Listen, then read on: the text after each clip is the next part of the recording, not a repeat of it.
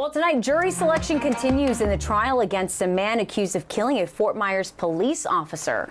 Wisner Desmarais still running into trouble as he's trying to navigate jury selection because he is representing himself in this capital murder case where he does face the death penalty for the murder of Fort Myers police officer Adam Jobbers Miller in 2018. Let's go ahead and bring in Fox 4's Brianna Brownlee following through for you on this trial this week, wrapping up day 3 of jury selection, where Bree, today there was actually a few issues with potential jurors today as well.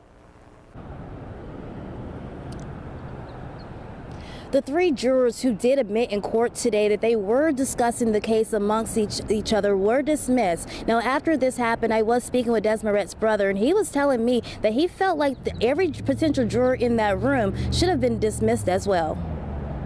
Their conversation pertained to the fact that the defendant is representing himself and does not have an attorney. Was the conversation among 3 potential jurors that caused all 3 to be dismissed. Said that it was because he, defendant, would not take the deal. Judge Robert Branning reading a handwritten letter by another juror telling the court about the conversation. The note mentioning that the potential jurors dismissed formed a biased opinion against Desmarais before the trial even started. You know, if I'm in a room like this and you know, there's a whole bunch of us, and we locked in a room. Well, you know, the conversation get around. Desmarais and his standby counsel, Lee Hollander, expressed concerns that the entire room of potential jurors was tainted by the conversation.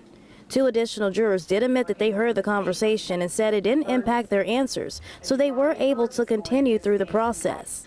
This isn't the first time concerns about Desmarais defending himself came up in court. On day 2, a juror says she believes that what Desmarais is accused of is heinous, but still can't understand why he's able to go at it alone.